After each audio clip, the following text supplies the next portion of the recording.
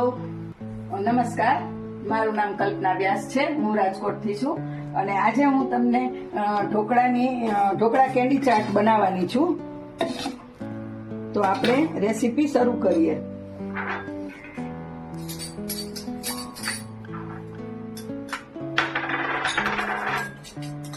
એમાં હું આ થોડા સોડા નાખીશ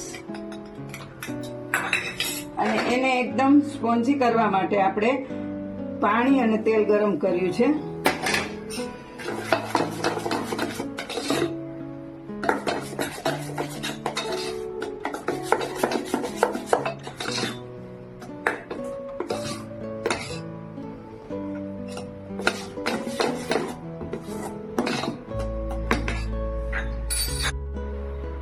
આમાં આપણે હળદરનો યુઝ કરશું.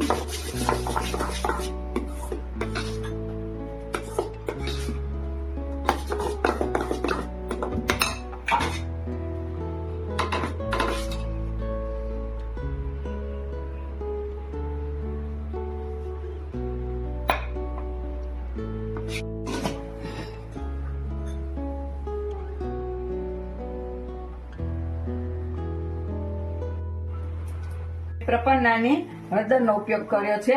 પ્રપન્નાની હળદર સોના જેવો એનો રંગ છે, ઔષધ જેવી એની અસર છે. પ્રપન્ના હળદરની શુદ્ધતા ભોજન અને આરોગ્યપ્રદ અને આનંદમય છે.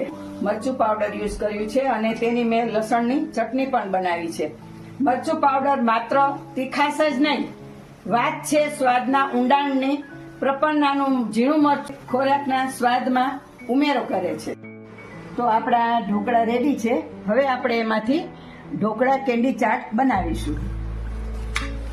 તેમાં આપણે આ ખજૂર આંબલીની ચટણી છે, આ લસણવાળી ચટણી છે, આ કોથમરી ફુદીનાની ચટણી છે, દાડમના દાણા છે, નાયલોન ઝીણી સેવ છે અને આ દહીં છે. તો ચાલો આપણે હવે કેન્ડી બનાવીએ.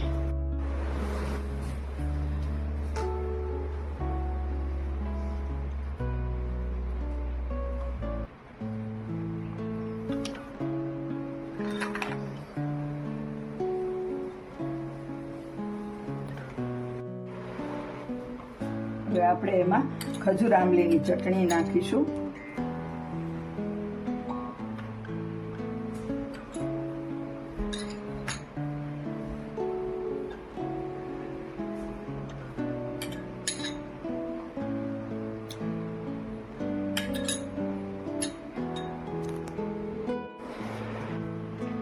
હવે આપણે એમાં ગ્રીન ચટણીનો ઉપયોગ કરશું, જે આપણે કોથમરી અને ફુદીનાથી બનાવેલી છે. લીલા મરચાં પણ નાખ્યા છે. હવે એમાં આપણે આ લસણની ચટણી છે.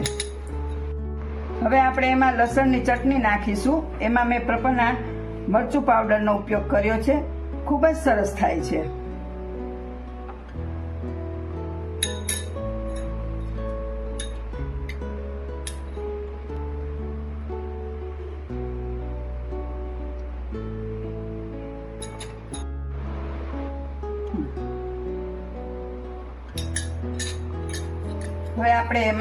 હવે આપણે એમાં ઝીણી નાયલોન સેવનો ઉપયોગ કરશું. તે સ્વાદમાં ખૂબ જ સરસ લાગે છે.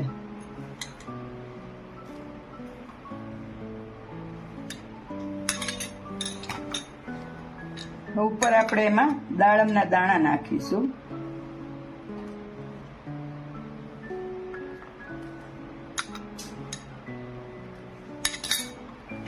આપણે થોડી લીલી ડુંગળી મૂકીશું.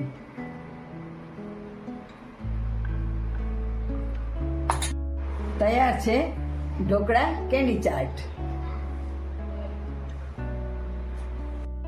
પ્રપન્નાનો ગરમ મસાલો ઘરની રસોઈને બનાવે છે રેસ્ટોરન્ટ જેવી. પ્રપન્નાનો હર એક મસાલો એક જ ચમચીથી મહેકે છે આખું ઘર. પાવભાજી મસાલો, પાવભાજી નહીં, પાવભાજીનો તહેવાર જ્યારે હોય, પ્રપન્ના પાવભાજી મસાલો દરેક બાઈટમાં મુંબઈની અસલી ડીશનો મજા નહીં, મજો આપે છે.